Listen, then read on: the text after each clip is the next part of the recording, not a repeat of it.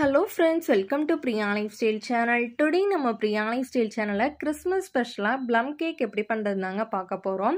Already நம்ம சேனல்ல bourbon biscuit வச்சு ஒரு கேக் ரெசிபி, அப்புறம் பஸ்பவுசா கேக் ரெசிபி இதெல்லாம் நான் உங்ககிட்ட ஷேர் பண்ணியிருக்கேன்.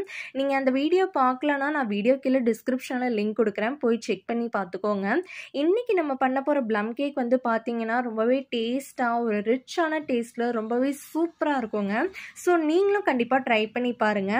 நம்ம பண்ண போகிற ப்ளம் கேக்கில் பார்த்தீங்கன்னா முட்டை, ஓவன், ஆல்கஹால் எதுவும் யூஸ் பண்ணாமல் தாங்க பண்ண போகிறேன். ஸோ வீடியோவை ஸ்கிப் பண்ணாமல் பாருங்கள், அப்போ தான் ப்ளம் கேக் நீங்களும் பர்ஃபெக்டாக வீட்டில் பண்ண முடியும்.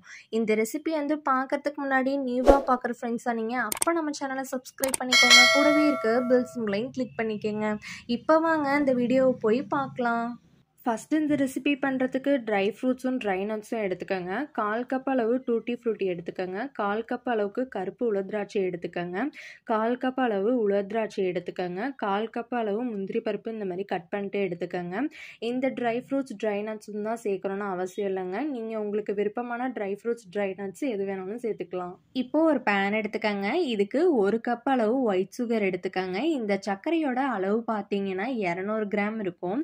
ஸ்டவ்வை மீடியம் ஃப்ளேம்லேயே வச்சுட்டு சர்க்கரை கரையிற வரையும் வெயிட் பண்ணுங்க. இந்த மாதிரியே கலந்து விட்டுக்கோங்க. சர்க்கரை ஃபுல்லாக கரையணும், ஒரு தேன் கலருக்கு வரணுங்க. அது வர வரையும் கலந்து விட்டுக்கோங்க.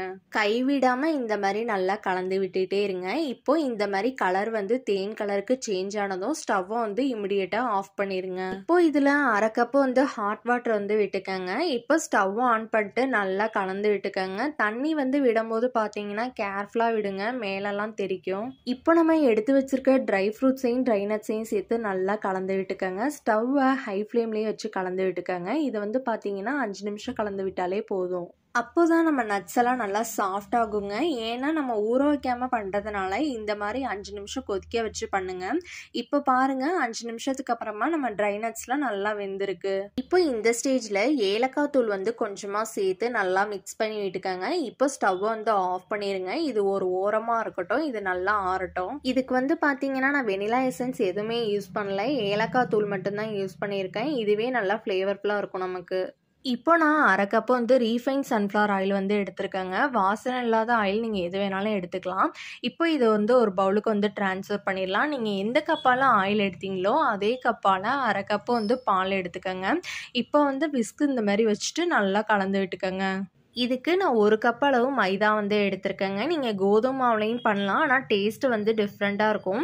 இதோட அளவு வந்து பார்த்தீங்கன்னா 250 கிராம் இருக்கும். நல்லா அந்த மாதிரி சளிச்சுக்கோங்க.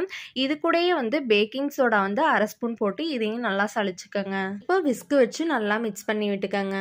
நம்ம ஏற்கனவே செஞ்சு வச்சுருக்கோம்ல நட்ஸு, அதை இதில் போட்டுக்கோங்க. அந்த பேனில் கொஞ்சமாக சர்க்கரை இருக்கும்ல, தண்ணியை வந்து கொஞ்சமாக சேர்த்து அதையும் இதில் வந்து விட்டுக்கோங்க. நல்லா மிக்ஸ் பண்ணி விட்டுக்கோங்க. தண்ணி வந்து நிறையா விடாதீங்க, கொஞ்சமாக விட்டாலே போதும். நீங்கள் மாவு கலக்கும் போது கொஞ்சம் கெட்டியாக இருந்ததுன்னா கொஞ்சமாக பால் சேர்த்து மிக்ஸ் பண்ணி விட்டுக்கலாம். கொஞ்சம் கூட கட்டி இல்லாமல் இந்த மாதிரி கரண்டியை வச்சு நல்லா மிக்ஸ் பண்ணி விட்டுக்கோங்க. இப்போது அவ்வளோதான், நம்ம கேக் மாவு வந்து ரெடி ஆகிடுச்சு. கன்சிஸ்டன்சி பாருங்கள், இந்த மாதிரி தான் இருக்கணும் நமக்கு. இப்போ கேக் ட்ரே வந்து எடுத்துக்கங்க. கொஞ்சமா கீ இல்லைன்னா ஆயில் வந்து விட்டுக்கங்க. நான் வந்து கீ தான் விடுறேன். இப்போ இதை வந்து சுத்திலும் வந்து அப்ளை பண்ணிக்கங்க ட்ரே ஃபுல்லா. இப்போ இதுக்குள்ள பட்டர் ஷீட் வந்து வச்சுக்கோங்க. இப்போ இது மேலேயும் வந்து கொஞ்சமா கீ வந்து அப்ளை பண்ணிக்கங்க. இது எதுக்காக பண்றோம்னு பார்த்தீங்கன்னா, பொதுவாக நம்மளோட ப்ளம் கேக் வந்து ரொம்பவே சாஃப்டா இருக்குங்க. அதனால நம்ம வெளியில எடுக்கும்போது பார்த்தீங்கன்னா ஒட்டாம வரணும், அதுக்காண்டி தான் நம்ம பட்டர் ஷீட் வந்து போட்டுக்கிறோம். இப்போ நம்ம ரெடி பண்ணி வச்சிருக்க கேக் மாவை இந்த பட்டர் ஷீட்ல வந்து சேர்த்துக்கங்க. இப்போ இதை நல்லா டேப் பண்ணி விட்டுக்கங்க, அதாவது நல்லா தட்டி விட்டுக்கங்க இதை. இப்போ நான் இது மேல டெக்கரேட்டுக்காண்டி கொஞ்சமா டூட்டி ஃப்ரூட்டியும் கருப்பு உலர்திராட்சையும் முந்திரி பருப்பும் வந்து சேர்த்துருக்கங்க. நீங்க எது வேணாலும் சேர்த்துக்கலாம். இப்போ ஒரு பேன் எடுத்துக்கங்க, அப்படி இல்லைன்னா அகலமான கெட்டியான ஒரு பாத்திரம் வந்து எடுத்துக்கங்க. இப்போ 1 கப் அளவு சால்ட் வந்து எடுத்துக்கங்க. இப்போ இதை கையால் நல்லா பரப்பி விட்டுக்கங்க.